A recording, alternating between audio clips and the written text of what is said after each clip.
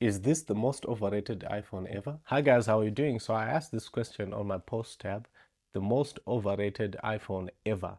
And I gave a few options, the iPhone A, the iPhone 17 Pro Max, the iPhone 16e, and also comment any other iPhone you think is overrated. And I would say there were some interesting observations from there because the highest from the 2.1 votes so far in 17 hours was iPhone 17 Pro Max. Now, to be honest, I just put it there because I wanted to see how people are thinking with regards to the most overrated iPhone ever.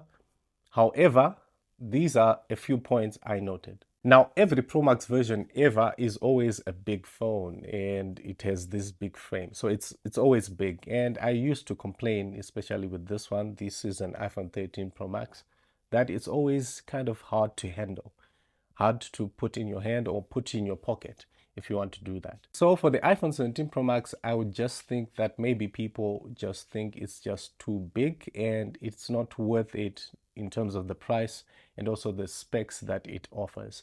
However, it's the best iPhone currently out, so I was kind of surprised with the poll results there. Apart from it just being big, I cannot really think about any other things. However, if you have any other thoughts, then put them in the comment section and let's discuss. Now, the opposite of big is obviously small, but in this regards, we'll say thin, right? Thin in terms of frame like this. And the iPhone A is the thinnest, apparently, iPhone that has been released. So I would think that this was the selling point when Apple released the iPhone A, and definitely it was. Now with the iPhone A, it's a bit tricky because some people actually like the iPhone A. They say it's thin, it's also compatible, and a few things down the line. Then there are some people who also complain about a few things. Some of them are very legit, like the price. It comes at a very high price, $999 on apple.com. And the iPhone 17 base model is actually cheaper than the iPhone A, so that's something. Then also it has one speaker. Then the idea that it has one camera lens also doesn't really work for some people.